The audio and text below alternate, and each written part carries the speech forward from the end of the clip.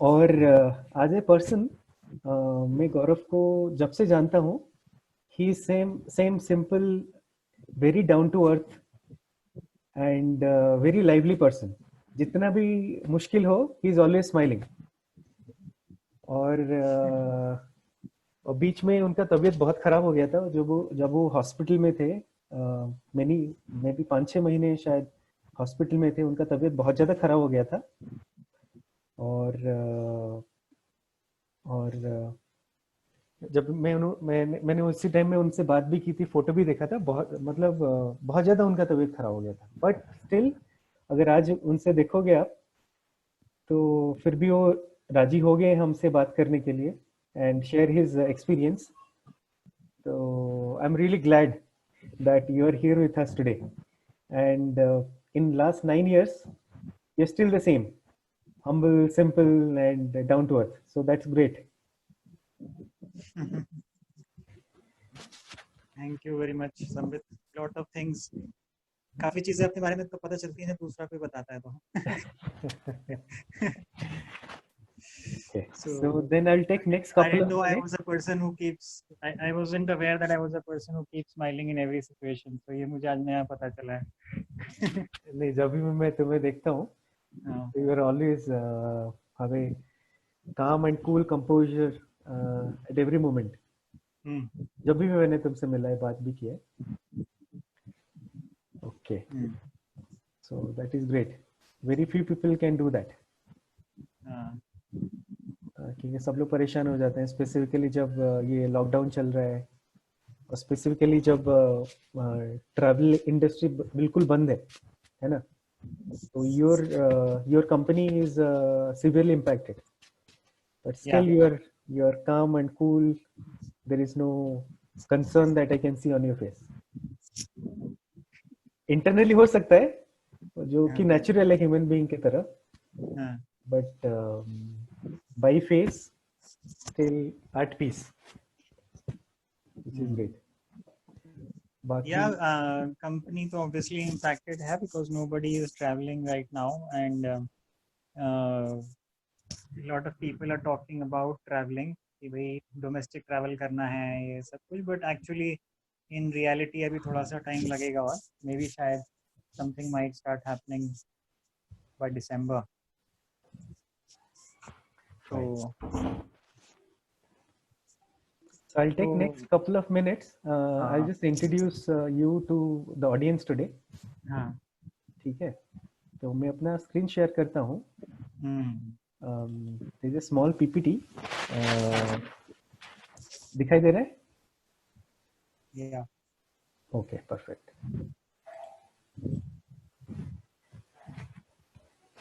Okay.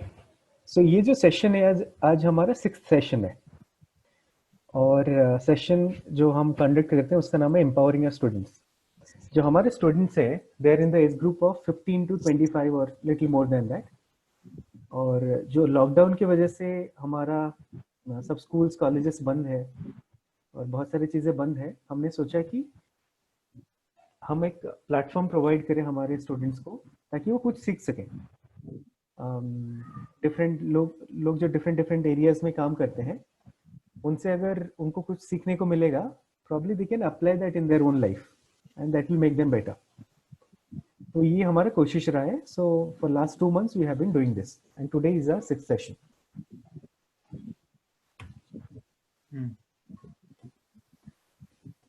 तो ये जो स्टूडेंट्स है, वी हैव अराउंड 50 वॉलंटियर्स. ठीक है, तो ये जो फोटो में देख रहे हो, so these are the volunteers who basically हमारे गांव में बहुत सारे इवेंट्स करते रहते हैं. हर साल हमारे गांव में एक स्पोर्ट्स डे होता है, एनुअल स्पोर्ट्स डे, दिसंबर के महीने में, एंड ऑफ दिसंबर में. और बहुत सारे डिफरेंट टाइप्स रनिंग होता है. बच्चों के लिए भी एक रनिंग सेपरेटली होता है, छोटे बच्चों के लिए लॉन्ग जंप, हाई जंप, सब डिफरेंट टाइप के इवेंट्स होता है. और 31st नाइट को एक कल्चरल डे होता है, विलेज कल्चरल डे.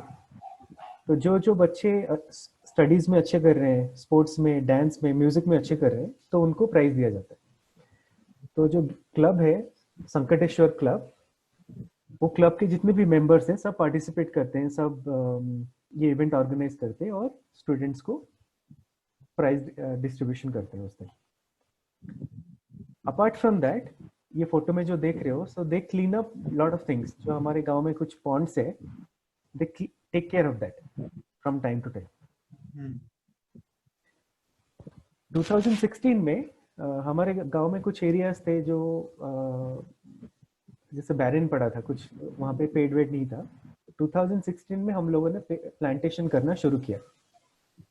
तो 2019 में ये राइट साइड में तुम देख सकते हो, वो प्लांट्स बड़े हो गए थे। ठीक है।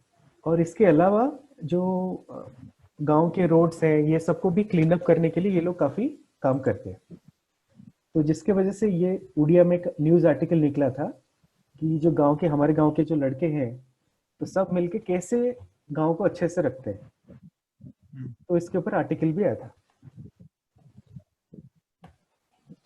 तो 2019 अर्ली 2019 में जो प्लांटेशन हुआ था, तो प्लांट्स बड़े हुए तो बहुत ही अच्छा लग रहा था। तो बहुत सारे लोग आके वहाँ पे सेल्फी भी लेते थे, बहुत अच्छा लगता था उनको।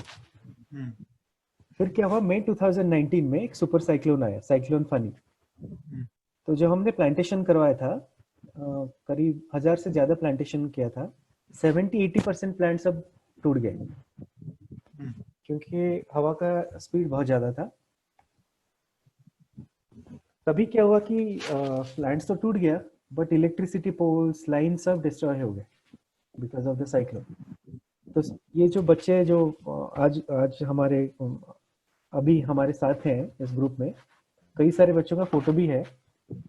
तो ये लोगों ने मिलकर क्या किया, जो इलेक्ट्रिसिटी डिपार्टमेंट है, इनके साथ फॉलो करके बोले कि आप हमें ट्रांसफार्मर दे दो, हमें पोल दे दो, हमें वायर दे दो, हम ही उसको फिक्स कर लेंगे। तो 1-1.5 महीने तक फॉलो अप करते रहे, क्योंकि इलेक्ट्रिसिटी डिपार्टमेंट के पास पर्सनल नहीं थे, उनके पास मैन पावर नहीं था, क्योंकि इतने मैसिव स्केल में डिस्ट्रक्शन हुआ था कि उनके पास टाइम ही नहीं था कि किसी गांव को। अभी भुवनेश्वर में 15-20 दिन के बाद करंट आया, जो कि कैपिटल है। अभी गांव के बारे में तो भूल ही जाओ। तो इसीलिए बच्चों ने अपना इनिशिएटिव लेके फॉलो अप करते रहे। फिर 1.5 महीने के बाद इनको ट्रांसफार्मर, इलेक्ट्रिसिटी पोल्स, ये सब वायर्स डिपार्टमेंट वालों ने दे दिया। तो उन्होंने खुद ही पोल्स लगा दिए, वायर्स फिक्स कर दिए। जब 15 दिन के बाद इलेक्ट्रिसिटी डिपार्टमेंट वाले आए देखने के लिए कि क्या हुआ है, उन्होंने देखा कि 80-90% काम ऑलरेडी हो चुका है, कि बच्चों ने कर दिया था। बाकी उन लोगों ने 10%, 5-10% जो काम बाकी था, थोड़ा अलाइनमेंट ठीक करना है, ये करना है, ये सब करके इलेक्ट्रिसिटी करंट दे दिया। तो बाकी आसपास के गांव में करंट नहीं था, बट हमारे गांव में पहले आ गया था। तो वो पॉसिबल था इनके वजह से। फिर अभी साइक्लोन की वजह से बहुत सारे प्लांटेशन खराब हो गए थे और बहुत सारे पेड़ वेड़ टूट गए थे। तो हमने क्या सोचा कि साइकिलिंग ड्राइव करते हैं to create awareness about climate change. तो 15 अगस्त 2019 विच इज लास्ट ईयर, तो इंडिपेंडेंस डे के दिन अराउंड 40-50 पीपल, जो देख सकते हो इसमें, हमने टी शर्ट प्रिंट करवाया। उसको पहन के ये लोगों ने आसपास के 25-30 गांव में घूम के स्लोगन किए कि क्लाइमेट कितना इम्पोर्टेंट है, एनवायरनमेंट कितना इम्पोर्टेंट है। एक अवेयरनेस कैंपेन किया इन लोगों ने। फिर जो प्लान टूट गए थे, हमने सोचा कि चलो टूट गया तो वो तो हमारे कंट्रोल में नहीं था, but what we can do next. तो हमने सोचा कि नहीं, फिर से प्लांटेशन करते हैं। तो एक नया जगह ढूंढा, फिर नया प्लांटेशन शुरू किया लास्ट ईयर सितंबर। अभी आज का स्टेट ये है, ये प्लांट्स बहुत बड़े हो गए और ये साल भी हमारा प्लान बन रहा है कि हम और भी प्लांटेशन करें। तो ये एक ब्रीफ था कि जो स्टूडेंट्स हैं वो क्या करते हैं मिलके। तो now over to you. So we will love to hear your story about your entrepreneurship. और मुझे लगता है कि ये स्टूडेंट्स को बहुत मतलब जो तुम्हारा चैलेंजेस है, तुमने कैसे डिसाइड किया कि how do you want to switch from well paying job in IT to a challenging role like अपना जो बिजनेस शुरू करना है। So how do you do that? So what do you know? Okay, so before I start speaking, actually, जो PPT दिखाई है तुमने, it's really good. Actually, I am very inspired to see that. मैंने उड़ीसा में बहुत ट्रैवल किया है, not all of Orissa but the Gopalpur district. नहीं, तो वहाँ पे so I am very happy to see that this kind of work is happening, that climate change के ऊपर लोग इतनी awareness spread कर रहे हैं और मतलब एक kind of community में काम कर रहे हैं। So that's very good. Someday I will actually want to go there and contribute something to this project. Sure, that will be great. मैंने so actually software engineer की बात करी थी शुरू में। You told everybody that I was a software engineer, so that was back in 2005 जब मैंने graduation complete किया था नोएडा से कंप्यूटर साइंस में। एंड तो वो मेरी चॉइस नहीं थी करना, वो it was something that happened in the flow कि भाई दोस्त लोग कर रहे हैं या कॉलेज के सारे दोस्त कंप्यूटर्स में जा रहे हैं या इन जनरल मार्केट में लोग कंप्यूटर्स में जा रहे हैं, तो there was no other thing to think of. And but I had a few things. मेरे को माइंड में था कि I wanted to become a pilot, air force pilot, या फिर I wanted to be a fashion designer. तो ये चीज़ें ना उस वक्त थोड़ी सी अनकन्वेंशनल होती थी, like people were not very open to this. TV में ज़रूर देख लेते थे बट इन रियलिटी अगर कोई बोले कि उसे फैशन डिज़ाइनर बनना है तो it was like a tailor कि भाई तुम्हें टेलर बनना है। तो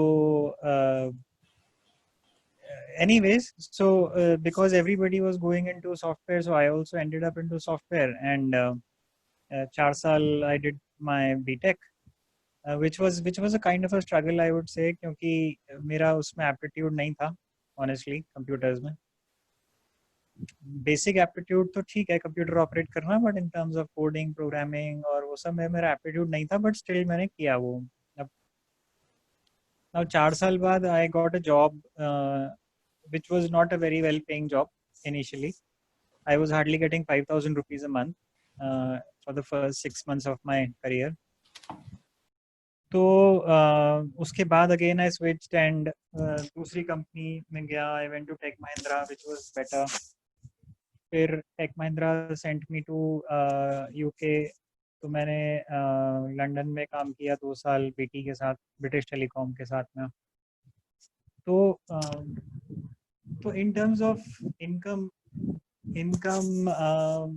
salary and kind of a status symbol, you can say कि भाई somebody, एक कहने की बात होती है कि अरे फलाना बंदा यूके में है और वहाँ पे वो बिजनेस एनालिस्ट है, तो it sounds good. Like I'm not saying that everybody is not suitable for that job, but I'm only talking about myself. I think I was a misfit there.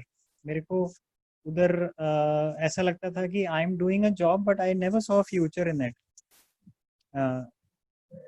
तो अगर कोई मुझसे ये पूछता हो उस वक्त कि क्या चाहते हो तुम 2 साल बाद, क्या करना चाहते हो, तो आई डिडंट नो ऑनेस्टली। मैं उसे कुछ नहीं बता सकता था। तो बट एक चीज़ मुझे उस वक्त भी काइंड ऑफ अट्रैक्ट करती थी, वो थी ट्रैवल करना फॉर माई सेल्फ। तो I use to travel across Europe and क्योंकि मैं यूके में बेस्ड था तो यूरोप ट्रैवल करना वाज क्वाइट इजी। 1 घंटे की फ्लाइट में the whole Europe was accessible. तो in fact before going to UK मैं कभी ट्रैवल भी नहीं किया था, इतना कुछ भी नहीं किया था इंडिया में इनफैक्ट ट्रैवल सिवाय थोड़ा बहुत फैमिली ट्रिप्स के अलावा। So when I started traveling there, I started seeing different perspectives. I started seeing people who are taking gap year. तो गैप ईयर का कॉन्सेप्ट मुझे उस वक्त पहली बार पता चला कि स्टूडेंट्स जो होते हैं ग्रेजुएशन के बाद एकदम जॉब्स नहीं करते हैं, 1 साल ब्रेक लेते हैं और बहुत सारे स्टूडेंट्स ट्रैवल करते हैं, बहुत सारे स्टूडेंट्स वॉलंटियर करते हैं कहीं जाके किसी सोशल प्रोजेक्ट में। तो ये कॉन्सेप्ट वाज समथिंग न्यू जो कि मुझे पता चला था, but for you know for my family I would से it was still a new thing that they wouldn't have kind of been able to digest that easily कि एक साल का ब्रेक क्यों लेना है when you're not doing anything at all। तो खैर एनीवेज, सो ट्रैवलिंग में मेरा रुझान तो था ही, एंड सिर्फ साइट सीइंग में नहीं था, it was also about knowing the people, the culture. So if somebody would travel to Paris, I would not travel to Paris. I would actually go and travel to some other smaller places. तो मुझे हमेशा थोड़ा सा you know जो well travelled places होती हैं उनसे अलग हट के जाने का मन करता था। So that being done, I came back to India in 2010, और 2010 में वापस आके थोड़ा सा ब्रेक हुआ बीच में, then I again started traveling for myself, जिसमें मैंने बहुत सारी रोड ट्रिप्स करी, bike trips. I travel to South East Asia, वहाँ पे मैंने बाइक ट्रिप करी, एक खुद ही करी अकेले ही, क्योंकि आई थिंक मेरे को लोग नहीं मिलते थे इस तरीके का ट्रैवल करने के लिए। सो मोस्टली ये होता था कि भाई अगर किसी को जाना है तो 3-4 दिन के लिए जा सकता था, but I wanted to travel for long.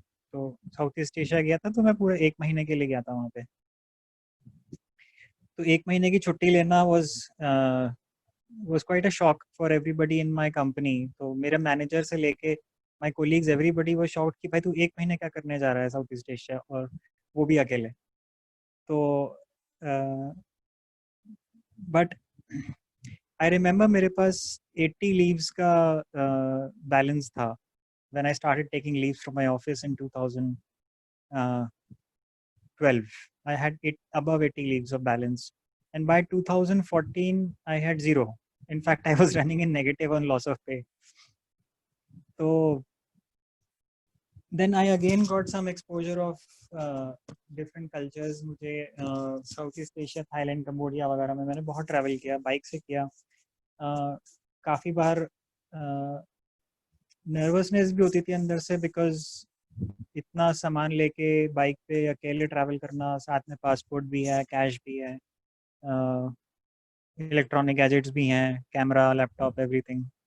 तो because I was doing it for the first time, so I didn't know what to expect. In fact काफ़ी बार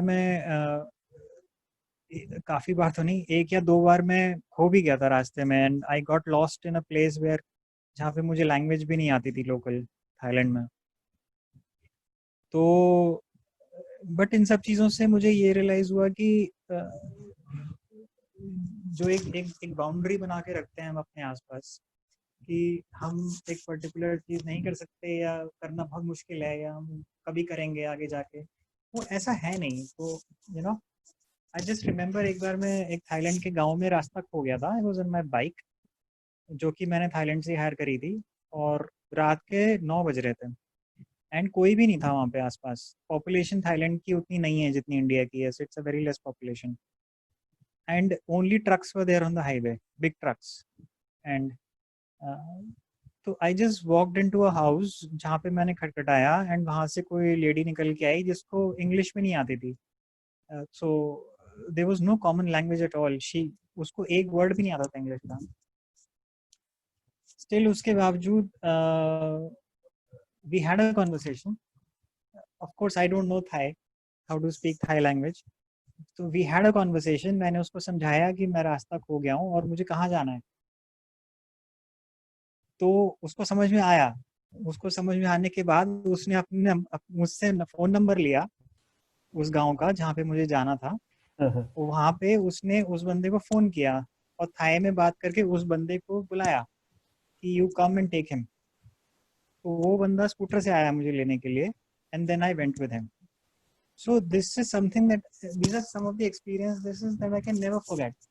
So now कुछ ऐसे एक्सपीरियंसेस हुए हैं कि जिससे मुझे अब लगता है कि मुझे दुनिया के किसी भी कोने में छोड़ दो ले जाके, whether I know the language or not know the language, whether I have the money or not, whether I have a vehicle or something, I will manage. तो ये चीज ना why I am sharing this with students is मैं students के साथ ही इसलिए share कर रहा हूँ क्योंकि जो एजुकेशन हमें स्कूल में मिलती है this is valuable, very valuable, but काफ़ी बार कुछ एजुकेशन हमें प्रैक्टिकली मिलती है और वो मिलती है जब हम अपने एक सर्कल से बाहर निकलते हैं। तो ऑफ कोर्स हम अपने सर्कल में, अपनी सोसाइटी में भी बहुत कुछ सीखते हैं, अपने विलेज में, अपने फैमिली में भी बहुत कुछ सीखने को मिलता है, और उसके बाहर जब निकलते हैं तो भी कुछ चीज़ें सीखने को मिलती हैं। सो अगर मैंने ट्रैवल नहीं किया होता अकेले, तो जब मैंने पहली बार थाईलैंड अकेले ट्रैवल किया तो my family was very worried and they said कि भाई तुम अकेले क्यों जा रहे हो फर्स्ट ऑफ ऑल। तो I mean I think that's a very common thing, they said that you should get married, पहले शादी करो फिर जाओ। तो that was one. Then second thing was कि भाई 20 दिन, 1 महीने के लिए क्यों जा रहे हो, तो जाना है 3-4 दिन के लिए जाओ, 5 दिन के लिए जाओ। फिर then the common question was कि भाई जॉब का क्या होगा, तो जॉब टूट गई, पीछे बाहर निकाल दिया कंपनी से, तो क्या होगा। So these are common things that मतलब एक आम इंसान होता है ना, वो इन चीज़ों से डरता है काइंड ऑफ अंदर कहीं ना कहीं, कि जॉब छूट जाएगी तो क्या होगा, पैसे खत्म हो जाएंगे तो क्या होगा, this kind of things. But at the end of the day मुझे ये रियलाइज हुआ है कि चीज़ें मैनेज हो जाती हैं, and something or the other works out in your favor, provided that we are open to new possibilities. अगर हम नई संभावनाओं के लिए ओपन हैं तो कुछ ना कुछ पॉसिबिलिटी क्रिएट हो जाती है। तो एनीवेज वहाँ से जब मैं वापस आया, देन 2012 में वहाँ से मैं वापस आया and I started working on an idea कि मैं विलेज टूर्स करूँगा, क्योंकि मैंने विलेजेस में बहुत ट्रैवल किया साउथ ईस्ट एशिया में और यूरोप में। तो पहले मैंने स्टार्ट किया एज अ ब्लॉगर, तो मैं ब्लॉग्स लिखता था। मेरा ब्लॉग है द स्पंकी ट्रैवलर के नाम से, हालांकि अभी मैंने बहुत टाइम से उस पर कुछ लिखा नहीं है। तो बट मैंने उस ब्लॉग पे अपने एक्सपीरियंसेस लिखे, ब्लॉगिंग करना सीखा कि ब्लॉगिंग वर्ल्ड होता क्या है। I started meeting a lot of bloggers in Delhi. फिर धीरे धीरे करके भाई ब्लॉग वेल नोन हो गया, तो ट्रैवल बोर्ड्स जो होते हैं, state and national travel boards, उन्होंने इनवाइट करना स्टार्ट कर दिया। तो state I travelled with Punjab tourism board, Chhattisgarh tourism board, और कहाँ कहाँ की है, Rajasthan tourism board, then Thailand tourism board ने भी बुलाया था। तो इस तरीके से वो I got an exposure to how this world of blogging works, content basically कैसे काम करता है। बट समहाउ वो वर्क नहीं कर रहा था as a full time thing. मतलब अगर मुझे जॉब में कंटिन्यू करना होता और जॉब के साथ साथ I wanted to travel and also share my experiences, then blogging was okay. But I wanted to completely move out of the job.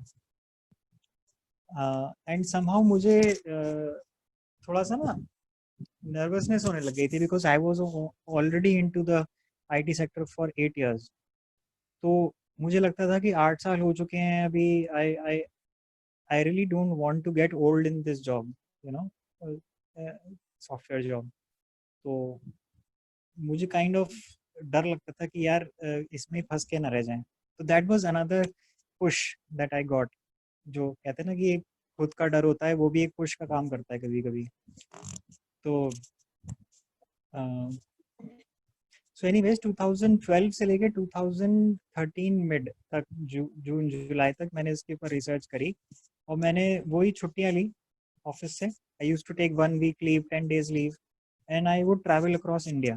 सो उस वक्त मैंने इनफैक्ट भूटान भी गया था मैं ऑन बाइक। सो वो टाइम था जब इंफॉर्मेशन गैदर करने का और एक्सपीरियंस गैदर करने का, वो टाइम एकदम से पैसे कमाने का नहीं था टूरिज्म से। एक चीज मुझे लगता है कि काफी बार हम गलती करते हैं कि right from day one we think about earning money from what we know, but अगर हम थोड़ा टाइम स्पेंड करें about knowing the thing well, और यू नो अगर हम अपने स्किल्स एनहांस करने पे ज्यादा फोकस करें तो मनी विल कम इवेंचुअली। धीरे धीरे करके आ सकता है बट आएगा। तो 2 साल मैंने फोकस किया ट्रैवल करने पे। ऑफ कोर्स मेरे को फाइनेंशियल सपोर्ट तो आ ही रही थी, I was working in a job, तो वहाँ से मुझे सैलरी आ ही रही थी, तो दैट वे आई वुड से I was kind of fortunate. तो अगर सैलरी नहीं आ रही होती तो थोड़ा प्रॉब्लम होती है ऑफ कोर्स, बिकॉज फैमिली से तो नहीं मांगता मैं। तो तो मैंने ट्रैवल किया, उसके बाद आई आई did some research on how to design travel itineraries around villages. तो मुझे यूजुअल ट्रैवल आइटनरीज नहीं करनी थी, मुझे विलेज आइटनरीज करनी थी, जिसमें people get to travel to different villages on a holiday, और वहाँ पे they can see the culture, local culture. So local culture में कुछ भी हो सकता है, नो, वहाँ का लोकल फूड हो सकता है, आर्किटेक्चर हो सकता है, फार्मिंग प्रैक्टिस हो सकती हैं, वाइल्ड लाइफ हो सकती है, वहाँ के आर्ट एंड क्राफ्ट हो सकते हैं, वहाँ के फेस्टिवल्स हो सकते हैं। फेस्टिवल्स में again festivals comprise of dance and music, so which is again unique to every place in India. तो ये चीज़ एक्चुअली इंडिया के बारे में यूनिक लगी मुझे, और फैक्ट भी है कि यहाँ पे you know irrespective of wherever we go ये चीज़ें चेंज होती हैं।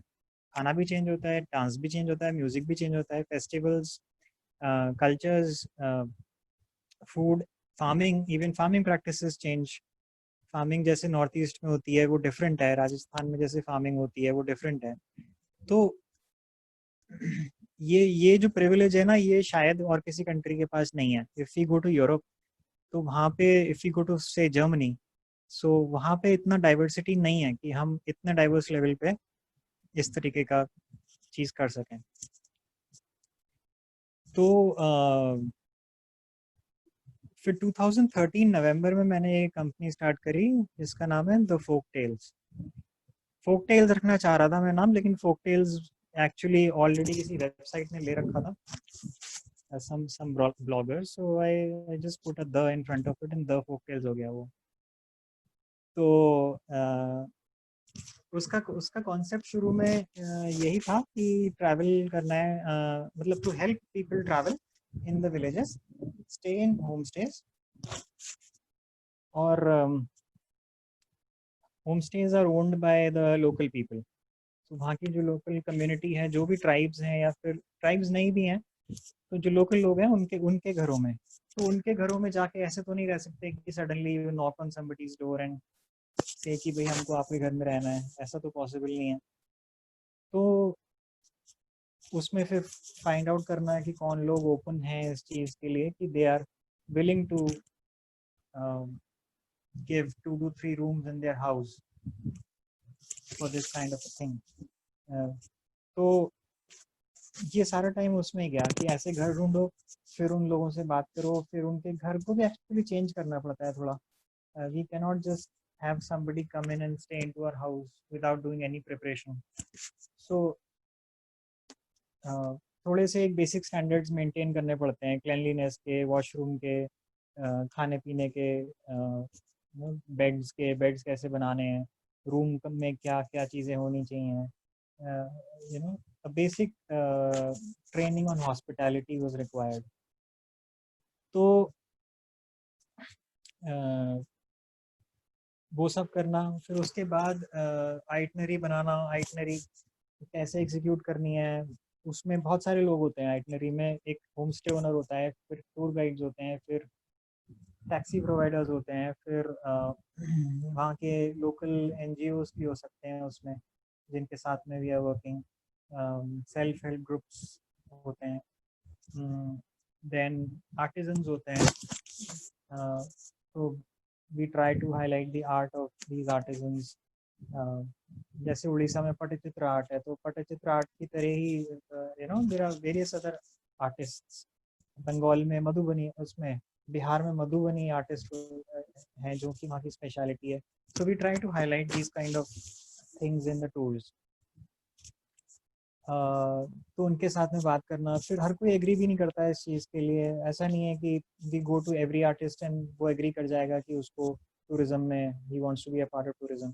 तो we need to find people who agree to do this and who want to do it on a long term, जिनका थॉट प्रोसेस हमारे साथ में मैच करता हो. So there are two things. So one is of course कोई भी business पैसे के लिए भी होता है, बिना पैसे के कोई बिजनेस नहीं होता है. तो पैसे कमाने के लिए भी होता है. सेकेंडली बिजनेस के पीछे कुछ पर्पस भी होना चाहिए कि we are trying to solve a problem. Unless we don't know what problem we are trying to solve लोगों के लिए, तो उस बिजनेस का कोई मतलब नहीं है. सो इफ अगर हम लोगों की कोई प्रॉब्लम सॉल्व कर रहे हैं तो they will pay for it. That's the secondary thing. तो दोनों चीजें होनी चाहिए. अगर तो ऐसे लोगों को फाइंड आउट करना जिनके पास ये दोनों विजन है कि भाई पैसे भी कमाना है और एक पर्पस भी सॉल्व करना है, प्रॉब्लम सॉल्व करनी है फॉर द कम्युनिटी. सो ये सब करने में 1 से 1.5 साल लगा. And it's still an ongoing thing. ये ऐसा नहीं कि खत्म हो गया. तो we still are always do keep on doing research. We still meet people in the villages. हम अभी भी अलग अलग गाँव में ट्रैवल करते हैं. आई थिंक मैंने हार्डली 10% इंडिया देखा होगा अभी तक, इतना ट्रैवल करने के बाद भी. Then we keep on working with people and developing new homestays अभी भी right now after 7 years, and ये आगे भी चलेगा. This is an ongoing process. So 2013 नवंबर में कंपनी स्टार्ट करी, but it was a very informal kind of a thing. उसमें एक वेबसाइट थी और हम 2 को-फाउंडर थे और बैंक अकाउंट भी हमारा नहीं था, कॉर्पोरेट अकाउंट. हम पर्सनल सेविंग्स अकाउंट में ही पैसे लेते थे जिससे भी आते थे, और कंपनी भी रजिस्टर्ड नहीं थी. प्राइवेट लिमिटेड जैसे होती है वो कुछ भी नहीं था. तो ऐसे ही कर रहे थे हम. तो again I am sharing this is because काफ़ी बार हमको if you are thinking of starting a business, entrepreneur specifically जब होते हैं तो हम बहुत बार इन लीगैलिटीज में फंस जाते हैं कि भाई कंपनी रजिस्टर पहले करेंगे, पहले ऑफिस लेंगे, पहले टीम बनाएंगे, पहले ये करेंगे वो करेंगे, फिर कम बिजनेस स्टार्ट करेंगे. उसमें क्या होता है कि टाइम बहुत निकल जाता है एंड काफ़ी बार उसमें खर्चा भी बहुत हो जाता है initially, which is not really required in the starting. तो बहुत बार बिजनेसेस मैंने देखा है कि इसलिए भी प्रॉब्लम में आ जाते हैं क्योंकि वो इनिशियली बहुत खर्चा कर देते हैं ऑफिस सेटअप करने में, कंपनी रजिस्टर करने में, बहुत बढ़िया सी वेबसाइट बनाने में, टीम हायर करने में. तो जब तक वो बिजनेस एक्चुअली करने के नौबत पे आते हैं तब तक उनके पास पैसे नहीं होते. सो फॉर्चुनेटली हमने इतना सब कुछ नहीं किया, हालांकि हमें इतना पता नहीं था उस वक्त कि ऐसा भी होता है. बट जो हमें ठीक लगा हमने उस वक्त किया and we moved ahead like this. And then मैंने टेक महिंद्रा इमीडिएटली नहीं छोड़ा. It was again I think a good decision, क्योंकि मेरे को फाउंडर ने अपनी कंपनी छोड़ दी थी एंड उसको फाइनेंशियल प्रॉब्लम बहुत ज़्यादा हो गई थी. तो इतनी ज़्यादा प्रॉब्लम हो गई थी कि she had to actually leave and go to her home town in Andhra Pradesh. तो कंपनी एकदम से छोड़ना is also not a wise decision. काफ़ी बार हमको ना बॉलीवुड मूवीज में या फिर ब्लॉग्स में, ट्रैवल ब्लॉग्स में ऐसा बताते हैं लोग कि we left the job to travel. This is a very common thing कि I gave up my corporate job to travel, या वो बंदा ओवरनाइट फोटोग्राफर बन गया कोई and he became very successful. So overnight नहीं होता. हमने एक मूवी देखी होगी, वो रणबीर कपूर की आई थी जिसमें he was a photographer. I don't remember the name. Very successful photographer, but you know these things never show the actual work that goes behind reaching that level. तो आई थिंक 1 साल मैंने job करी, but 1 साल के बाद I got first big tour जिसमें सिर्फ 12 लोग गए थे, और उस 12 लोग के टूर से मुझको ज़्यादा कमाई नहीं हुई थी। I hardly earn like 12-15,000 rupees. But वो 12-15,000 रुपीज़ से है मुझे इतना कॉन्फिडेंस आ गया कि आगे जाके this is going to work. So वैसे तो बहुत सारे तरीके होते हैं, पीपल डू मार्केट रिसर्च, वो लोग अपना बिजनेस मॉडल टेस्ट करते हैं, फाइनेंशियल मॉडल टेस्ट करते हैं, काफ़ी बार वो लोग एडवाइजर से मेंटर्स के साथ में काम करते हैं और उनसे गाइडेंस लेते हैं कि उनका बिजनेस मॉडल वर्केबल है कि नहीं है। बट हमने कुछ नहीं किया था, ये हमें पता भी नहीं था कि ये सब कुछ करना होता है। तो हमें शुरू में ये भी नहीं पता था कि एक्चुअली वो सेल कैसे करना है उस चीज़ को। We were just trying to call people and tell them कि भैया टूर कंपनी खोली है तो, और it's something different, village travel है तो you should travel with us. So initially only जो दोस्त लोग थे, फैमिली के लोग थे, they started travelling.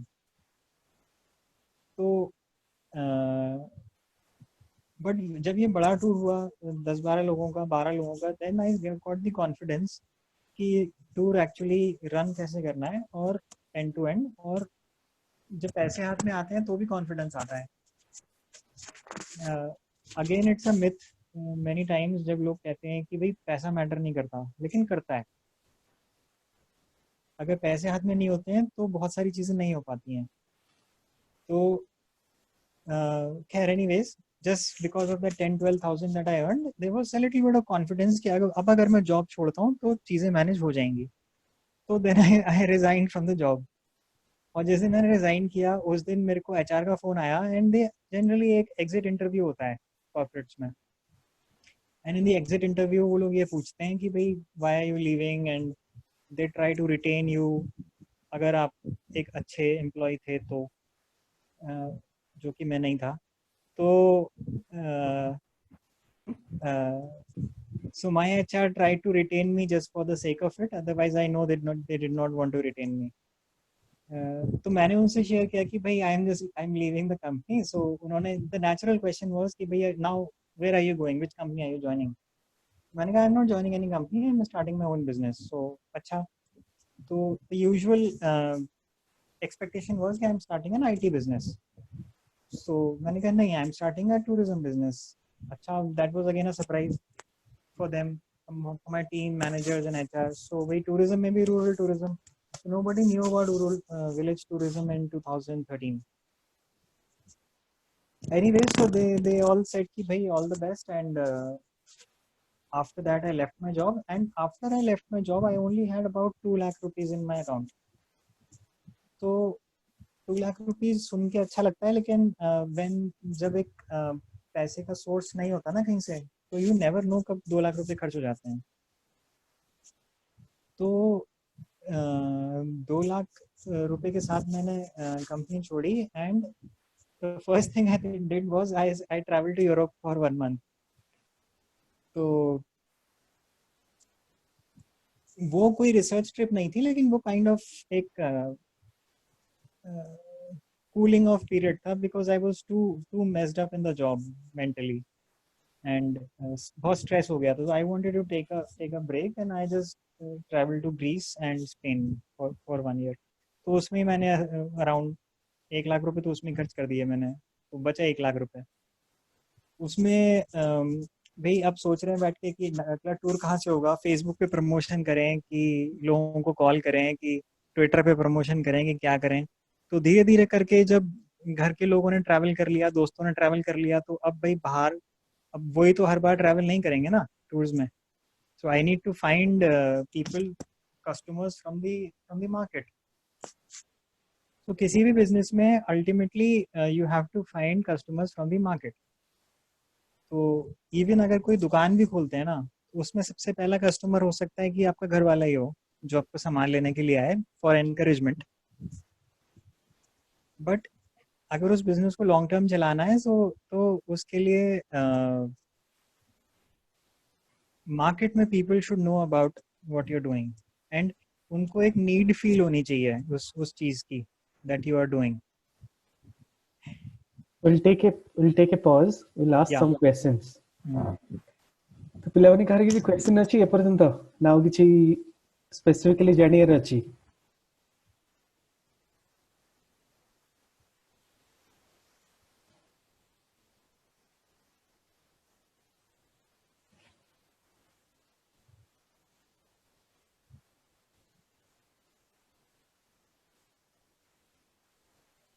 Hello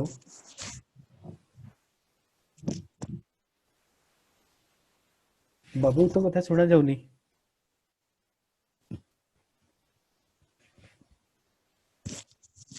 hello continue चालू. अच्छा कंटिन्यू करते हैं. Okay fine. अच्छा maybe will have in the end. हाँ कोई बात नहीं. श्योर. ओके. तो मैं ये बोल रहा था कि चाहे कोई भी बिजनेस हो, एज एन एंटरप्रेन्योर सबसे बेसिक चीज ये है कि जो भी मैं काम कर रहा हूँ उसकी उसकी कोई नीड फील होनी चाहिए. अगर नीड नहीं है मार्केट में तो काफी बार नीड क्रिएट की जाती है through advertisement.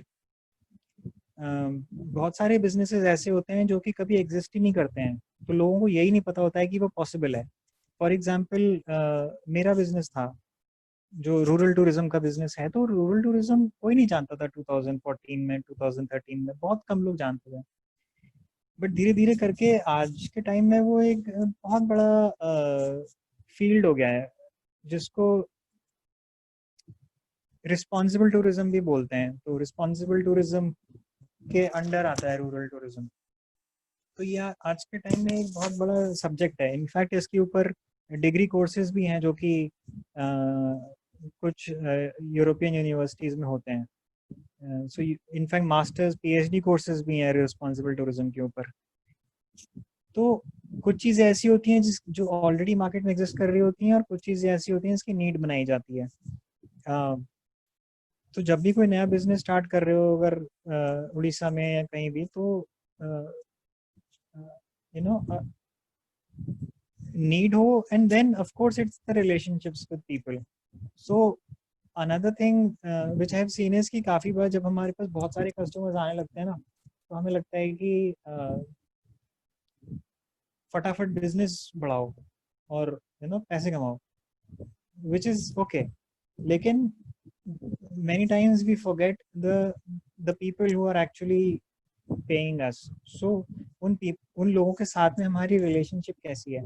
Are we only with them till the time they are paying the money, or are we having a long-term relationship with them? तो कुछ businesses ऐसे होते हैं जिनको short tail businesses बोला जाता है. शॉर्ट टेल बिजनेसेस का मतलब कि उसमें जो ट्रांजैक्शन होती है वो बहुत छोटी होती है. जैसे मैंने अमेज़न से कुछ प्रोडक्ट ऑर्डर किया, मैंने पैसे पे किए और प्रोडक्ट आ गया, तो transaction period was very small. तो इसको शॉर्ट टेल बिजनेस बोलते हैं. एक होता है long tail business. Long tail business वो होता है जिसमें जो एक रिलेशनशिप होती है बिजनेस और क्लाइंट के बीच में, वो एक लॉन्गर टाइम तक चलती है. तो जैसे टूर कंपनी हो गई, तो उसमें लोग हमको काफ़ी बार कांटेक्ट करते हैं एक साल पहले, 6 महीने पहले कि वो लोग टूर करना चाहते हैं.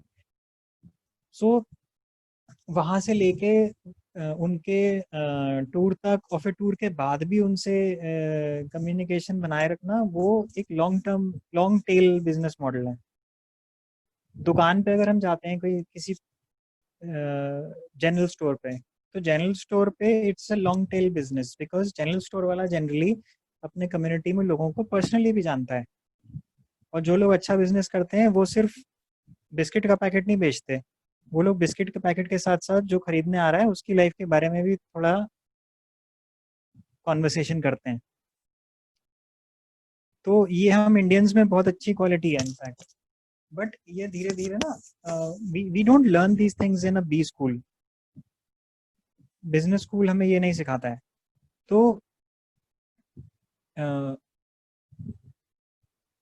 अगर जितने भी लोग हैं इस कॉल पे, अगर कोई भी बिजनेस करता है आगे जाके, तो जो क्लाइंट आ रहा है उसको as a human being treat करना और उसके साथ में रिलेशन रखना, that is important not only for the business but in but for general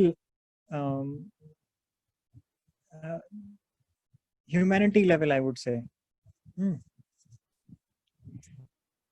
तो ये चीज मुझे सीखने को मिली धीरे धीरे करके, जब जब टूर्स किए, सब कुछ किया।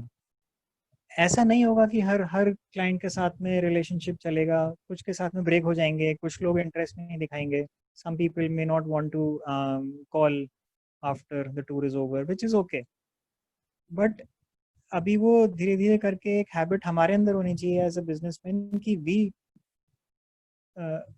we take the relationship beyond the financial transaction. और रिलेशनशिप बियॉन्ड ले जाने का मतलब ये नहीं है कि हम उसको रोज कॉल करें बैठ के, but it's something that I can not explain. वो आप खुद ही डिस्कवर करोगे हर हर क्लाइंट के साथ में कि आपको कहाँ तक जाना है। तो ये एग्जांपल से मुझे एक चीज याद आ रहा है। हाँ 2009 में मैं विप्रो में काम करता था। उस टाइम एक कंपटीशन हुआ था हमारे कंपनी में। तो कंपटीशन को ऑर्गेनाइज एक बंदा पवन करके एक बंदा है। वो बंदा डायरेक्टली अपना जो सीटीओ है, चीफ टेक्नोलॉजी ऑफिसर, उनको रिपोर्ट करता था। तो उसी टाइम में ही used to talk about innovation. हर कंपनी के लिए इनोवेशन क्या इम्पोर्टेंट है, क्या करना चाहिए। तो मेरे लिए बहुत ही नया था कि क्या इनोवेशन है, चलो कर रहे हैं, इनोवेशन क्या है, क्या फर्क पड़ता है इससे। फिर 2-3 साल के बाद उसने विप्रो छोड़ दिया। फिर उसने पीएचडी करी इनोवेशन पे फ्रॉम IIM बैंगलोर। नाउ अभी वो इनोवेशन का जितने भी टॉप कंपनीज है, अमेजॉन है, फ्लिपकार्ट है, 3M है, एक्सेंचर है, इन्फोसिस है, आई थिंक बहुत सारे कंपनीज को वो इनोवेशन के ऊपर उनके जो डायरेक्टर, सीनियर लेवल डायरेक्टर, उनको कोचिंग देता है वो। And he is very young, may be around 40, not more than that. और उसने 4-5 बार टेडेक्स स्पीकर भी रह चुका है वो बंदा। तो उसका मैंने एक चीज बहुत ही डिस्टिंक्ट देखा है, वो हर महीने एक इनोवेशन के ऊपर एक आर्टिकल, ब्लॉग टाइप का लिख के भेजता है। ठीक है, तो इनोवेशन के ऊपर डिफरेंट कंपनीज क्या कर रहे हैं अराउंड द वर्ल्ड, वो 5-6 ऐसे इंटरेस्टिंग आर्टिकल बना के एक ब्लॉग टाइप का वो सबको ईमेल करता है पर्सनली। ऐसे नहीं कि सबको ईमेल कर दिया और बोले hi all please read this, ऐसा नहीं। मेरे पास मेल आता है, हाय Sambit, this is the innovation article, I hope you will like it, if you like something specific just reply back to me। और वो बहुत सारे लोगों को जानता है, he is very well connected। और सोचो वो बंदा 5,000 लोगों को ईमेल करता होगा, मान लो 1,000 लोगों को भी ईमेल करता होगा, सबका नाम भी बदलने के लिए कितना टाइम तो लगता होगा ना। और वो हर महीने करता है। मैं उसको रेस्पॉन्ड भी नहीं करता हूँ ऑनेस्टली। मैं 2 साल तक उसकी ईमेल को, हर महीने उसका मेल आता है, मैंने रेस्पॉन्ड नहीं किया, फिर भी वो भेजता है। दैट इज व्हाट आई, जो तुम बोल रहे हो ना कि क्या कस्टमर के साथ कैसे होना चाहिए, क्या किस लेवल तक अपना प्रैक्टिस बनाए रखते हो, you remain in touch with people. वो एक एक्सट्रीम केस मैंने देखा। एक्चुअली वो ईमेल में नाम चेंज करने के लिए एक सॉफ्टवेयर आता है, सो वो ऑटोमेटिकली नाम चेंज करता है। अच्छा, लेकिन स्टिल आई वुड से कि we should not go behind the, we need to think कि वो एक्चुअली ये सोच रहा है। he is on that level that he is thinking of everybody individually, right? नहीं तो बहुत सारे मार्केटिंग ईमेल्स आते हैं जिसमें हाय ऑल, जैसे बोला हाय ऑल लिखा होता है या हेलो लिखा होता है, जस्ट हेलो। तो उसके साथ में we never feel any connection with this kind of mails. अगर वो सॉफ्टवेयर भी यूज कर रहा है so that's okay, but at least he is thinking on that level कि मेरे 5,000 क्लाइंट्स हैं तो मुझे उनको इंडिविजुअली एड्रेस करना है, राइट? तो हाँ, फिर like you want to continue?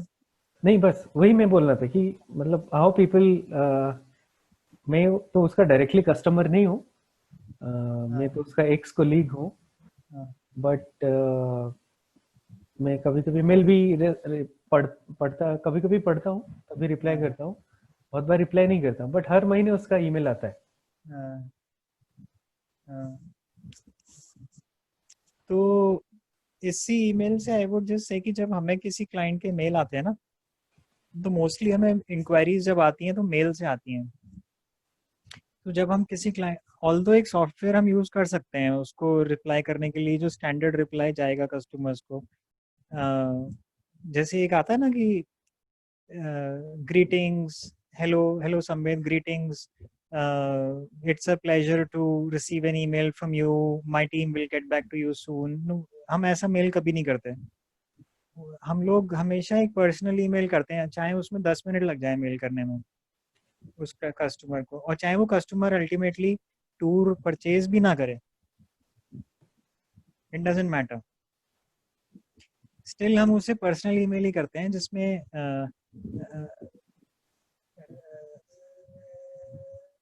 जो कि कस्टमर्स जनरली अप्रिशिएट करते हैं।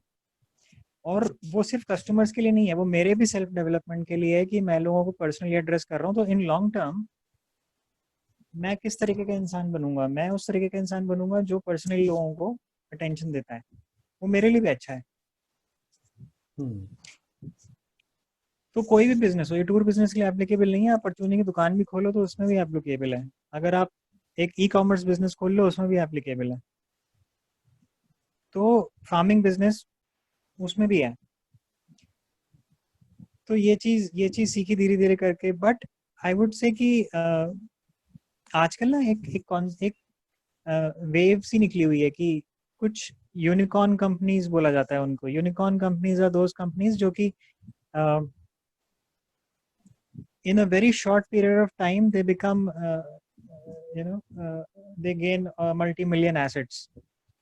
तो बहुत सारे स्टार्टअप्स ऐसे होते हैं आजकल जो कि फंडिंग रेज करते हैं वीसीज, वेंचर कैपिटलिस्ट्स और एंजल इन्वेस्टर्स से। लेकिन कुछ उसमें से हार्डली 1 या 2% कंपनीज ऐसी होती हैं जिनको यूनिकॉर्न कंपनीज बोला जाता है, जैसे पेटीएम हो गया, जोमेटो हो गया, ओला हो गया, बिग बास्केट हो गया। ये कंपनीज वो हैं जिन्होंने बहुत कम पीरियड में बहुत ग्रो कर लिया। तो जब न्यूज में आता है, जब न्यूज़पेपर में आता है ना, तो हमेशा इन कंपनीज को हाईलाइट किया जाता है कि देखो कैसे उन्होंने ग्रो कर लिया ओवरनाइट। तो जो लोग पढ़ने वाले हैं न्यूज, उन्हें लगता है कि हम भी ऐसे ही ग्रो करेंगे overnight. But the thing is कि ओवरनाइट इज ऑल्सो पॉसिबल। मैं ये नहीं कह रहा हूँ पॉसिबल नहीं है, बट कभी कभी हम ना ओवरनाइट ग्रो करने के चक्कर में भूल जाते हैं कि उसके पीछे भी बहुत कुछ है। तो फर्स्ट इज रिलेशनशिप्स, देन उसके पीछे there could be many times जबकि founders are bankrupt and still they continued with the business idea. तो मैंने बोला कि मैंने जॉब छोड़ी थी, मेरे पास 1 लाख 2 लाख रुपए थे, जिसमें से 1 लाख मैंने खर्च कर दिया यूरोप ट्रैवल करने में। और उसके बाद एक्सपेंसेस तो होते ही हैं हर महीने के, तो वो भी होने लगा। And at the end of it मेरे पास बैंक में सिर्फ 500 रुपए थे, ओनली 500 रुपीज, जो कि मिनिमम बैलेंस भी नहीं है to keep a saving account. तो ऐसा भी टाइम आता है जो कि we never read in newspapers और इन मैगजीन्स और इन न्यूज़ चैनल्स कि फाउंडर्स को ऐसा भी टाइम आता है। तो उस टाइम काफी लोग छोड़ देते हैं आइडिया। और मुझे भी उस वक्त काफी लोगों ने बोला था कि भाई अच्छा है तुमने बिजनेस का आइडिया लिया, सब कुछ किया, लेकिन कभी कभी नहीं चलता है तो तुम अब जॉब कर लो। तो अगर रियली अपने आइडिया में बिलीव है तो उसमें भी रास्ते निकल आते हैं। दैट्स व्हाट आई वुड से। ऐसी सिचुएशन में भी रास्ते निकल आते हैं जब आप बैंकरप्ट हो चुके हो। और मैं बैंकरप्ट एक बार नहीं, मैं बहुत बार बैंकरप्ट हो चुका हूँ। In fact I know many entrepreneurs in my friends circle जो कि बहुत बहुत बार बैंकरप्ट हो चुके हैं। और आई नो वन एंटरप्रेन्योर जिसने 5 क्रेडिट कार्ड लेके, उसने एक क्रेडिट कार्ड से पैसे निकाल के यूज किए, फिर उसने दूसरे क्रेडिट कार्ड से निकाल के पहले क्रेडिट कार्ड में डाले, मतलब she was just rotating money like this just because she wanted some time कि उसको अपना बिजनेस सेट होने में टाइम लग रहा था, उसके पास पैसे नहीं थे, तो वो ऐसे पैसे जनरेट कर रही थी. Not that she wanted to run away with the money, but उसको सिर्फ अपने आप को सस्टेन करना था. तो आई वुड से कि क्लाइंट बनना और लॉयल क्लाइंट बनने में टाइम लगता है. लॉयल क्लाइंट वो होता है जो कि आपके कस्टमर आपकी सर्विस से हैप्पी हो और उसके बाद जाके वो और लोगों को बोले, क्योंकि उससे बेटर मार्केटिंग कोई नहीं है. मैं कितना भी फेसबुक पे पैसे खर्च कर लूँ, मैं टीवी में ऐड कर लूँ, लेकिन इफ somebody says कि भाई द फोक टेल्स के जो विलेज टूर्स हैं वो बहुत अच्छे हैं और तुम्हें उस पर जाना चाहिए, तो उससे बेटर मार्केटिंग कोई नहीं है. वो फ्री की मार्केटिंग है. तो my focus or anybody's focus should be on giving excellent service. That's it. Basic thing. किसी की अगर जनरल स्टोर भी है ना, तो उसमें भी the focus should be on giving, focus should be on कि जब बंदा आए उसकी दुकान में तो वो एक प्लेजेंट एक्सपीरियंस लेके जाए.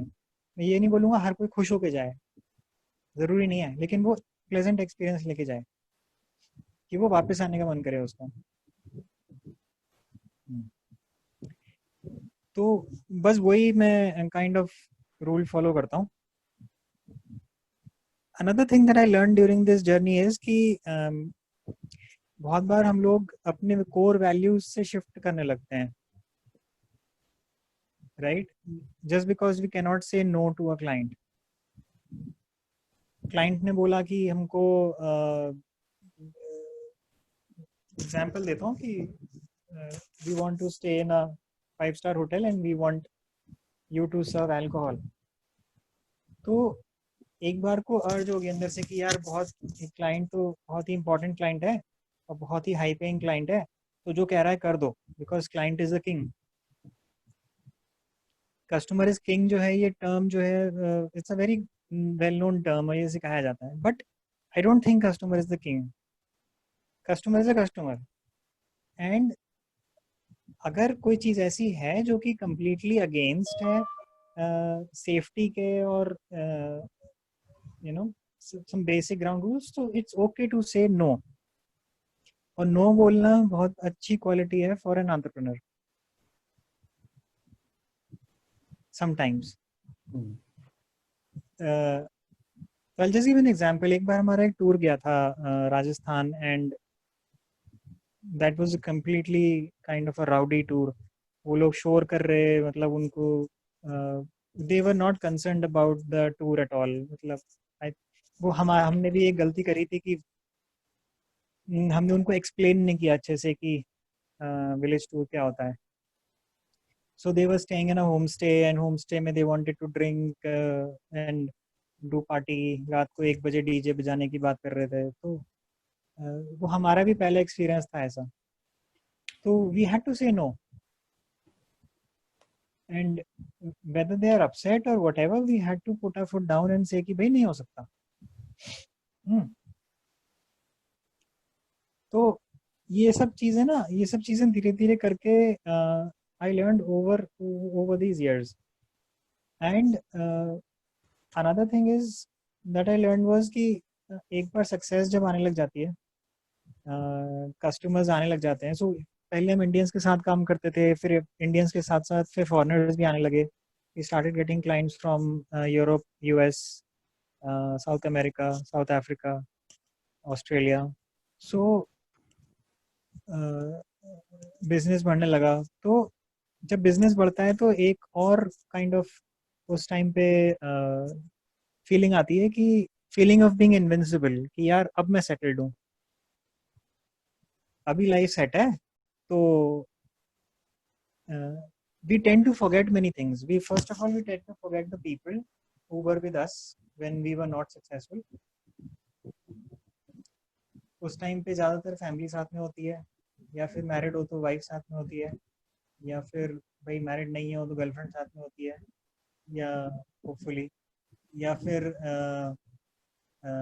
दोस्त साथ में होते हैं, तो वो लोग तब साथ में होते हैं जब मैं सक्सेसफुल नहीं हूँ। तो जब मैं सक्सेसफुल हो जाता हूँ तो many times I kind of don't give much time to these people, so which is again a mistake I would say. So जो जो लोग सक्सेस में साथ में है, वो ज़रूरी नहीं है कि डाउन टाइम में साथ में होंगे, लेकिन जो लोग डाउन टाइम में साथ में हैं वो लोग सक्सेस में तो होंगे ही होंगे। तो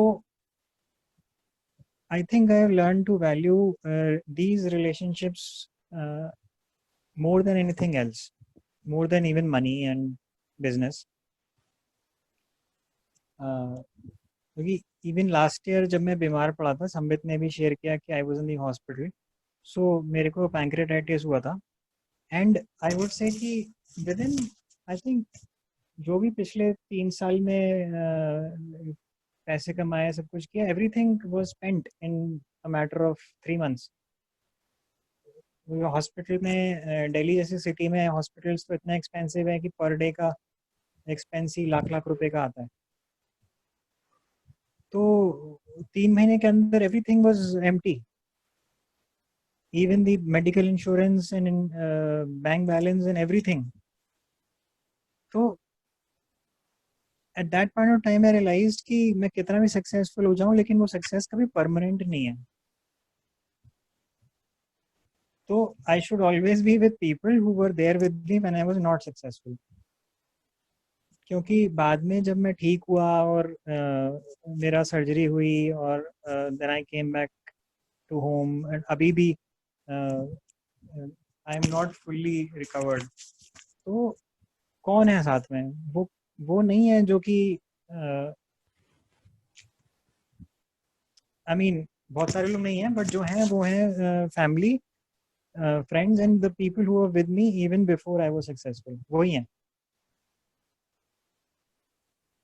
तो यू वुड थिंक कि मैं एंटरप्रेन्योर की तरह ही क्या सजेशंस दे रहा हूँ। I am not talking about B school language, but I think these things are more important than you know any other suggestions that I can give on starting your own company or any business. बाकी सब तो हम लोग सीख लेंगे articles पढ़ के या फिर कोई कोर्स ज्वाइन करके। क्विक टाइम चेक है, और एक 1 hour 10 minutes हो गया है, 5 minutes to be honest. Okay, तो बता देना जब भी करना हो। हाँ, मतलब whenever you want to start that. No, it's up to you. If you are okay, then ठीक है, I'll just take 5 minutes more. Sure. Okay. Okay. So अभी भी कोरोना वायरस के टाइम पे लॉकडाउन है, तो आई थिंक कि जो संबित ने बोला कि he can't see any anxiety और stress on my face, it is just because कि मुझे लगता है कि यार कुछ भी हो जाए, थिंग्स विल गेट मैनेज्ड। जब यार बैंकरप्ट होके बाहर आ गए 3-4 बार और इतना हेल्थ इश्यूज होके बाहर आ गए, तो कोरोना वायरस क्या है? कोरोना वायरस भी चला जाएगा कुछ टाइम में।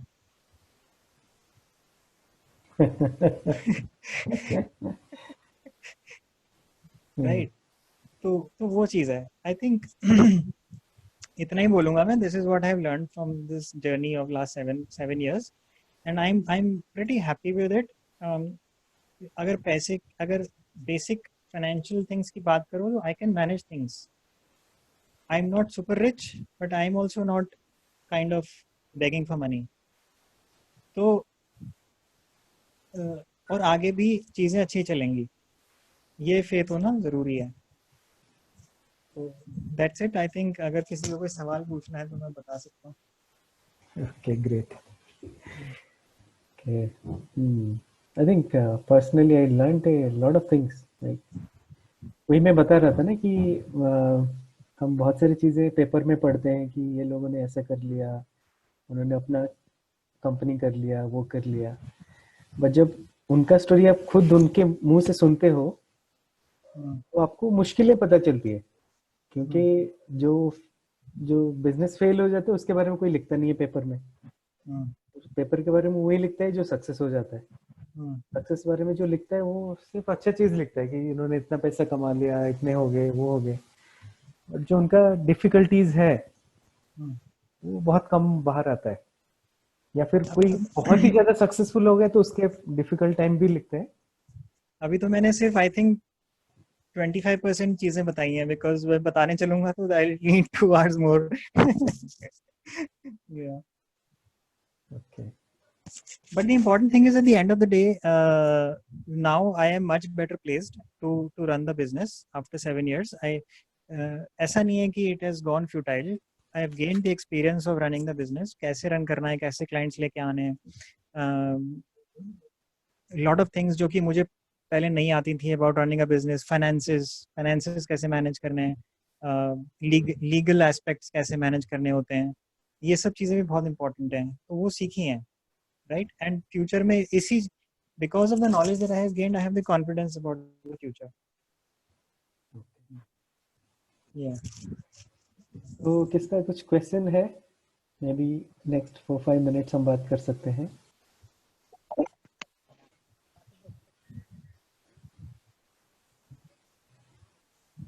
हेलो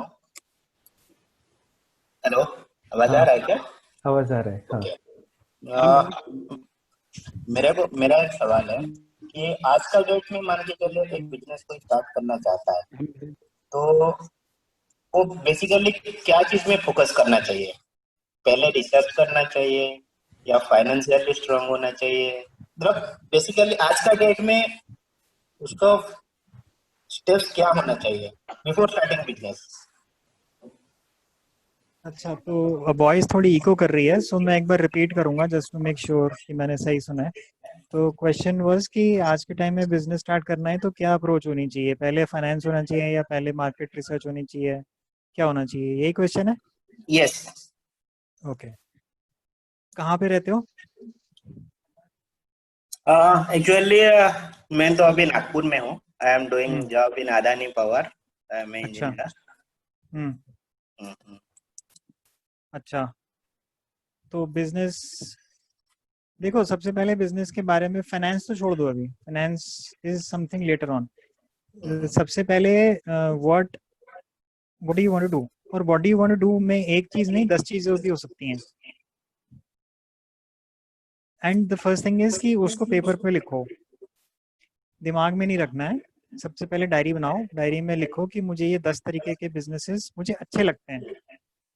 बाद में सोचना कि वो कितने फीजिबल हैं, कितना पैसा आएगा, कहाँ से कस्टमर आएंगे, बाद में सोचना। पहले ये देखो कि ये बिजनेस में मेरा इंटरेस्ट है और ये बिजनेस जो है प्रोबेबली जितना मुझे नॉलेज है उसके हिसाब से मार्केट में चल सकते हैं। मान लो 10 बिजनेसेस के ऐसे लिस्ट बना ली, उसके बाद थोड़ा मार्केट रिसर्च कर सकते हो कि उस तरीके के बिजनेसेस कौन कर रहा है और किस लेवल पे कर रहा है, स्मॉल स्केल है या मीडियम स्केल है, लार्ज स्केल बिजनेस है। ठीक है, तो ये भी डायरी में लिखो, nothing should be in the mind. उसके बाद ये रिसर्च कर सकते हो कि ये बिजनेस में मैं कस्टमर कहाँ से लेके आऊँगा। कस्टमर देखो 2-3 तरीके से आते हैं। कुछ बिजनेसेस ऐसे होते हैं जिनके कस्टमर इमीडिएट सराउंडिंग्स में से आते हैं, जैसे एक जनरल स्टोर है। जनरल स्टोर के कस्टमर्स वो कभी मार्केटिंग नागपुर में रह के दिल्ली में नहीं करेगा, वो अपनी कॉलोनी में मार्केटिंग करेगा, वो प्रोबेबली नागपुर के दूसरी कॉलोनी में भी नहीं करेगा।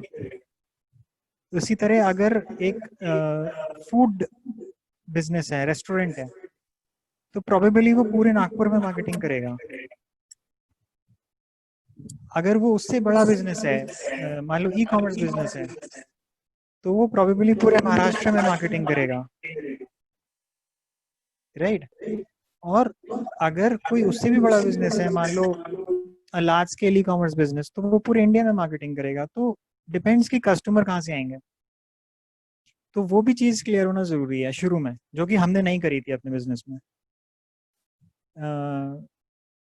देन ये देखो, थोड़ा थोड़ा घूम के रिसर्च करके, थोड़ा घूमना पड़ता है। अगर कोई वो बिजनेसेस कर रहा है तो उससे बात कर सकते हो।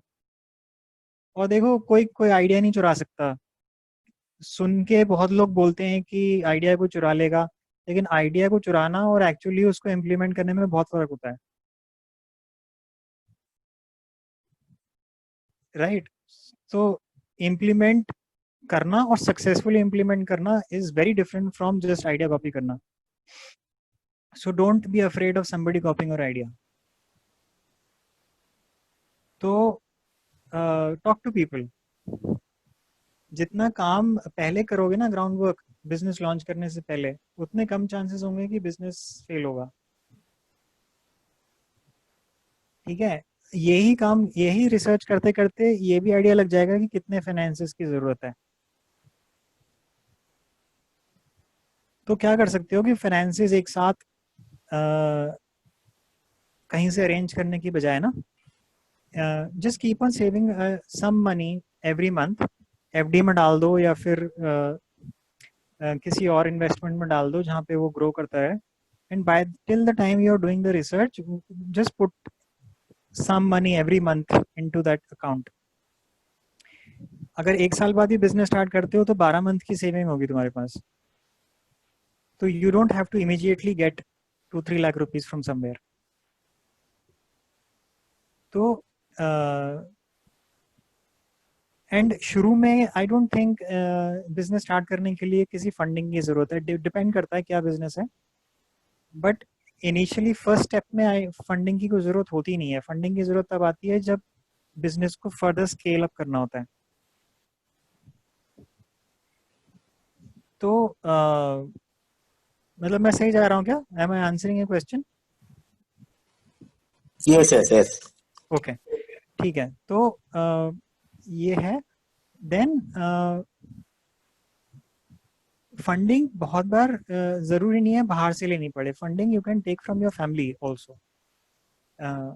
ब्रदर होते हैं, फादर होते हैं, या कोई अंकल होते हैं, वो उनसे भी ले सकते हो, बाद में वापस कर सकते हो उनको.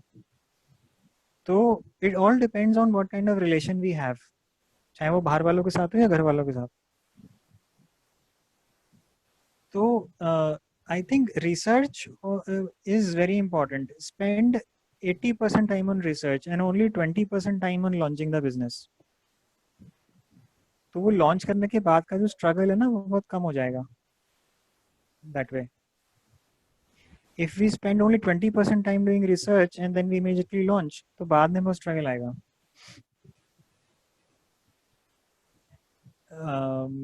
What else? और कुछ बता सकता हूँ मैं? Anything else you want to ask?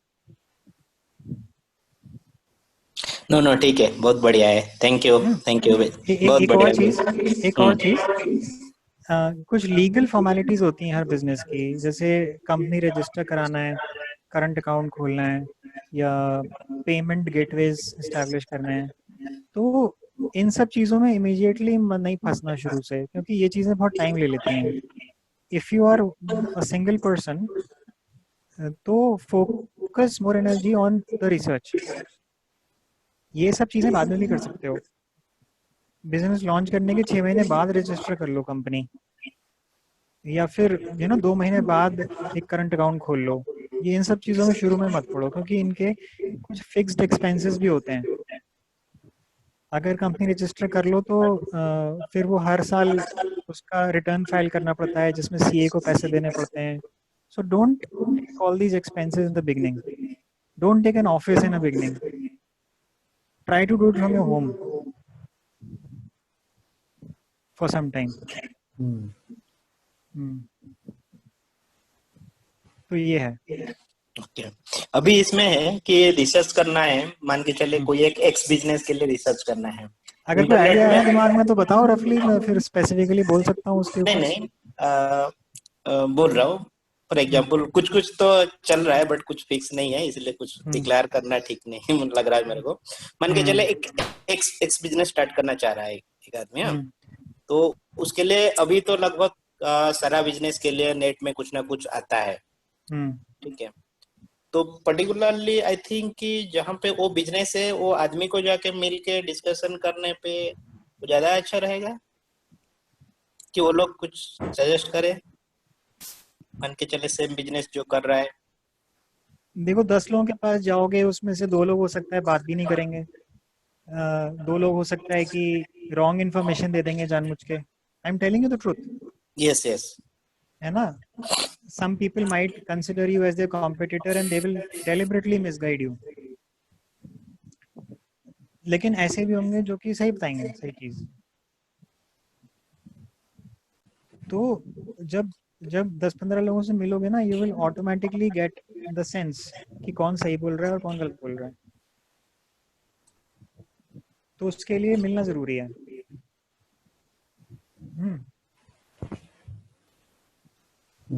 Okay okay.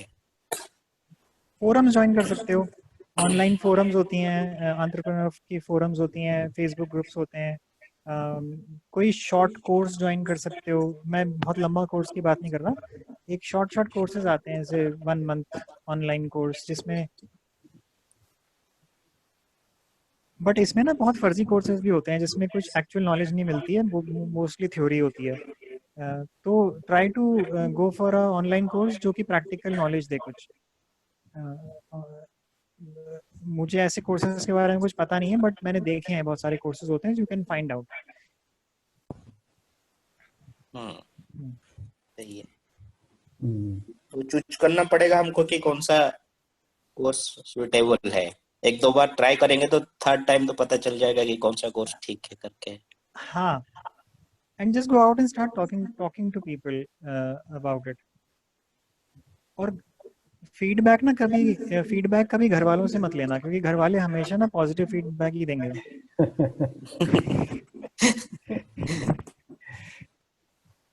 और स्पेशली कभी अपने पेरेंट्स से फीडबैक मत लेना, क्योंकि वो कोई भी आइडिया होगा ना उसको बहुत बढ़िया ही बोलेंगे। तो इसलिए always take feedback from people who are outside. वो शायद यू नो एक क्रिटिक दे पाएंगे उसके ऊपर। ओके। और किसका कुछ क्वेश्चन है?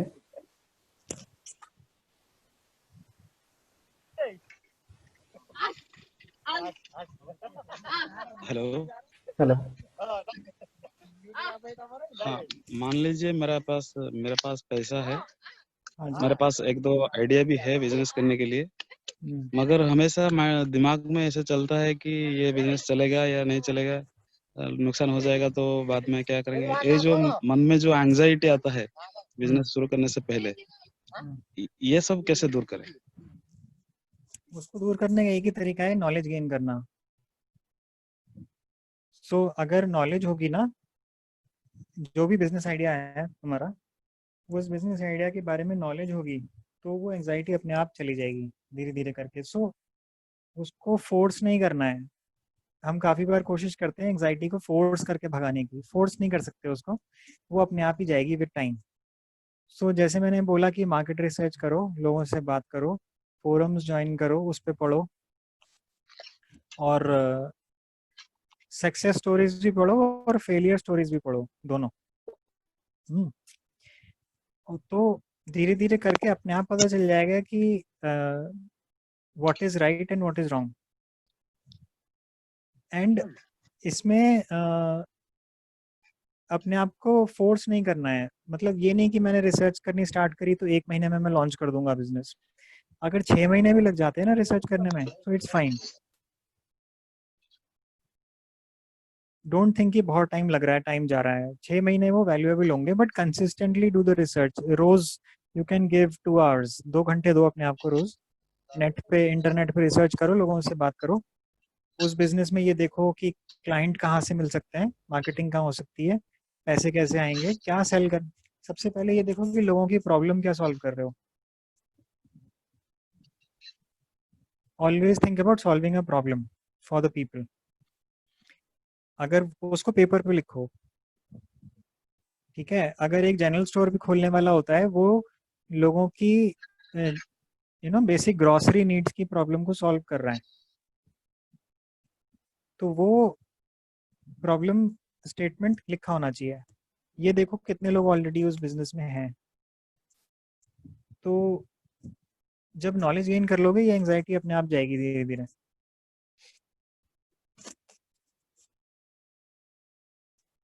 और वो कॉन्फिडेंस बिजनेस लॉन्च करने का आ जाएगा।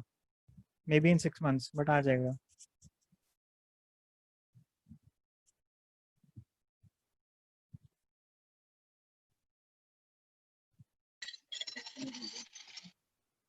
Thank you.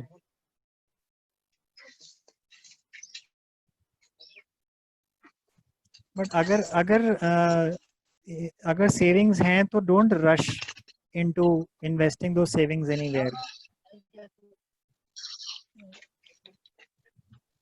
जब तक रिसर्च ना कर लो एकदम से पैसे डालने हैं कहीं पे बल्क में, that is not an intelligent thing, मैं बोलूँगा. Okay, thank you.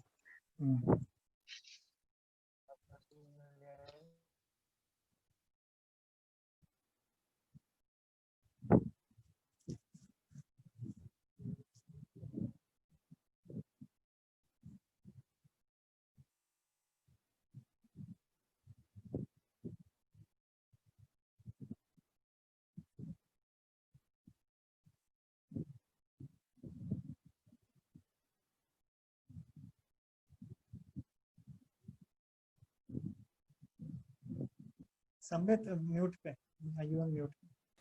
I am sorry. Okay, तो मे बी मैं पूछ रहा था और किसी का कुछ क्वेश्चन है?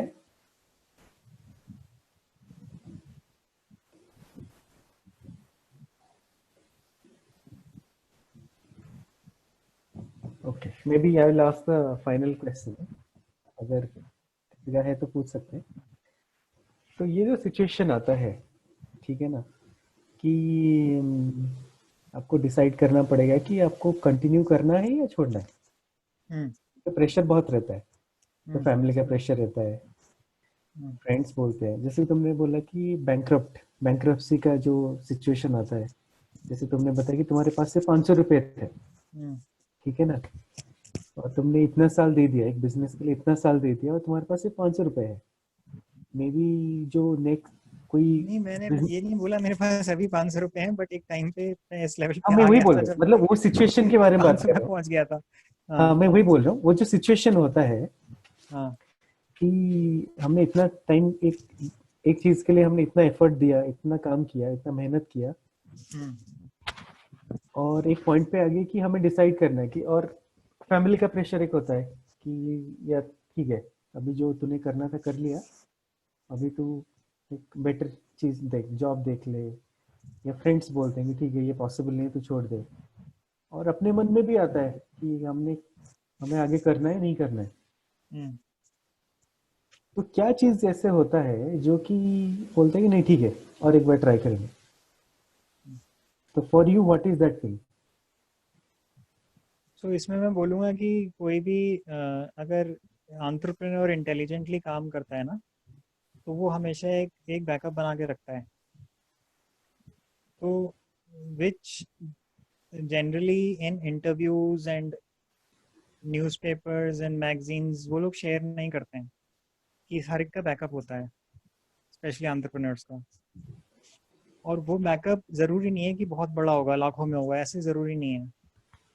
वो एक कोई पार्ट टाइम जॉब भी हो सकती है जो कि वो ऑनलाइन करता है, या वो आजकल ऑनलाइन का बिजनेस इतना बड़ा है कि you can do anything online.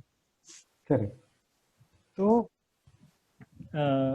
Generally entrepreneurs ये चीज़ बताते नहीं है, but for me I will tell you, I was doing content writing for 3 years, जिससे मुझे एक सैलरी आती थी, and I was doing it from my home.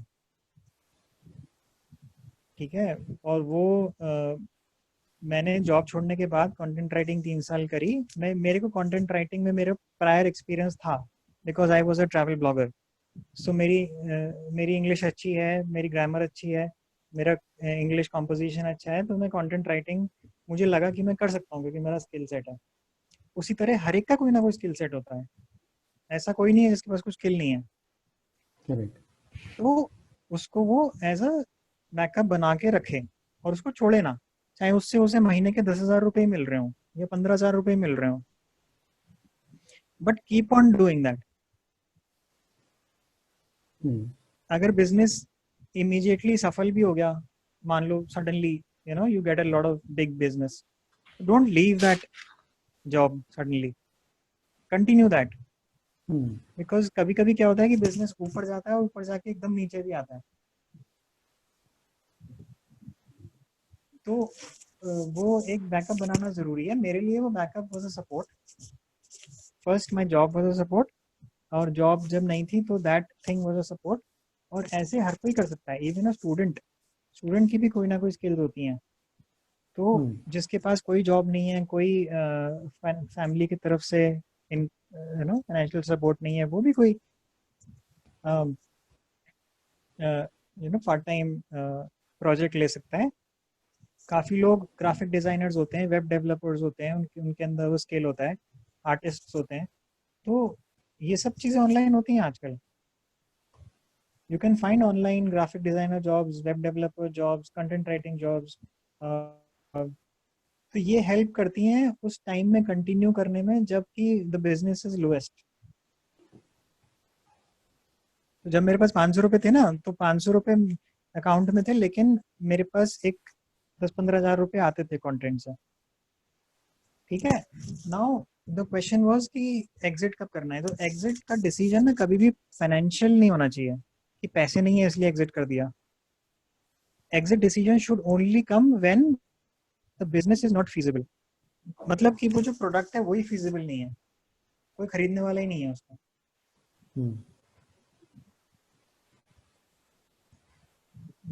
वो रीजन है अगर एग्जिट करने का, तो इट्स फाइन. कि भाई मैं कोई ऐसी चीज बेच रहा हूँ जिसको किसी की नीड ही नहीं है, या फिर उसमें कोई प्रॉफिट मार्जिन ही नहीं है, या उसमें हर गली में एक बिजनेसमैन बैठा हुआ है डूइंग द सेम बिजनेस. तो तब अगर एग्जिट करना चाहते हो तो फाइन, बट वो नौबत आएगी नहीं, क्योंकि you have spent time doing research before launching the business. इसलिए वो रिसर्च काफी इम्पोर्टेंट है. हाँ, अगर रिसर्च नहीं करी होगी तो वो नौबत आ सकती है कि सडनली यू फाइंड आउट कि भैया 1000 लोग तो मेरी कॉलोनी में बैठ के वो काम कर रहे हैं.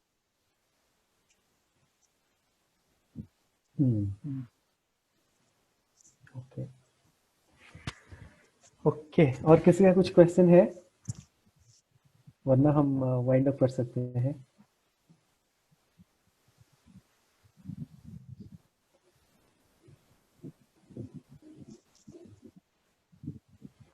ओके, तो मे बी और किसी का कुछ क्वेश्चन नहीं है. सो टू कंक्लूड, तो सबके तरफ से बहुत बहुत शुक्रिया, बहुत बहुत thank you Gaurav. I think जो तुमने शेयर किया अपना experience, I think it will help a lot. Personally, I learned many things, very important things also, which I ignored earlier. कि जैसे तुमने बताया कि जो रिलेशनशिप होता है, जैसे कस्टमर होता है, जैसे for me maybe customer is not relevant, I am not into business, but maybe different things कि कोई चीज मैं कर रहा हूँ, तो how people are important in that. जैसे मैं फॉर एग्जांपल रनिंग करता हूँ, रनिंग के रिलेटेड मैंने काफ़ी चीज़ आर्टिकल्स लिखता हूँ, और कभी कभी लिखता हूँ तो लोग रेस्पॉन्ड करते हैं, और मैं बिजी हो जाता हूँ, फिर I don't respond back to them. तो मे बी उनको लगता होगा यार मैंने उनको कुछ लिखा और उन्होंने रिप्लाई नहीं किया. तो maybe so that I am now aware of. So और तुमने जो एक्सपीरियंस शेयर किया अपना जर्नी का लास्ट 7 years का, और मुझे डेफिनेटली लगता है कि it will help in some way, and maybe few months down the line, if some of the students come with some new idea, then I'll definitely let you know. और next time अगर कभी Orissa travel करते हो, then you are most welcome to visit our village. It's a beautiful village, and जो हमारा objective है, और objective ये है कि we want to make our village the best village in Odisha. So, and we will be glad if you can come sometime in future. Yeah, of course, I'll come. Sure. So thank you once again, and take care. We'll be in touch. Yeah, sure. Thank you everybody. Thank you, Gaurav. Bye. Thank you, everyone.